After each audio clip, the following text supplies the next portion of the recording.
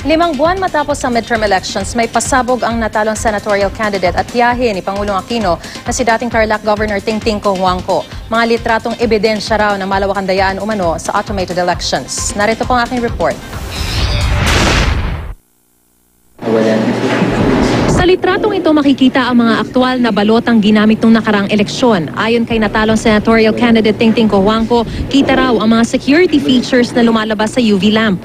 Ito ang ginamit ng kampo ni Cojuangco para bilangin ang mga boto ng senatorial candidate nitong eleksyon 2013. Napag-alaman nilang ang mga bilang daw ng boto ng bawat kandidato hindi tugma sa transmitted results ng PCOS at statement of votes. Ang lahat ng mga idineklarang nanalong kandidato may dagdag daw sa transmitted results kumpara sa resulta ng manual count. Well, very obviously. The ones who were proclaimed? Yeah. Yes, ma'am. I would believe the ones that were proclaimed were the ones that are the beneficiary of this manipulation. But in the long run, ang bayan ng kawawa. Kung bakit may dagdag din yung una, it's because to make it difficult to trace kung sino yung salarin. Because it would appear that all of them are guilty.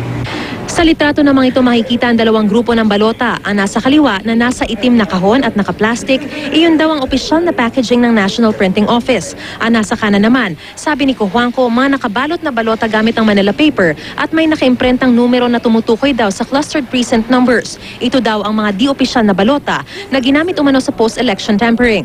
Sa isa pang litrato makikita naman ang sinasabi ni Cojuangco na umano'y massive printing ng iligal na mga balota sa isang lugar na hindi sa National Printing Office ang siyang tanging otorisadong mag-print ng official ballots.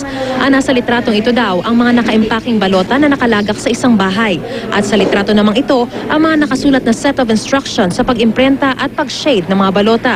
Lumalabas din sa kanilang pagsasaliksik na tunay ang nauna nang inilabas ni Professor Lex Muga na 60-30-10 pattern sa eleksyon, kung saan consistent daw na nakakakuha mga kandidato ng administrasyon ng 60% na boto, 30% ang mga kandidato ng una at 10% ang sa independent candidates. Duda rin daw sila sa mataas na voter turnout na 77%.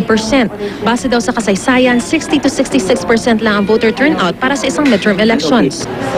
Idinulog nila ang mga ebidensyang ito sa mga propesor, statistician at estudyante para gumawa ng hakbang at iprotesta ang maanumalyang resulta umano ng eleksyon. It's 100% turnout. Yeah. High voter turnout, which is impossible.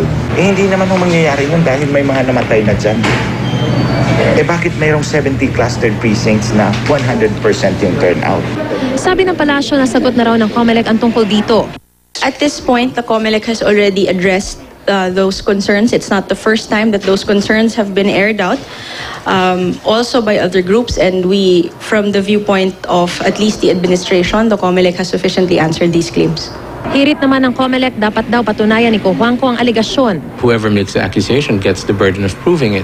Give us something more than a bare allegation.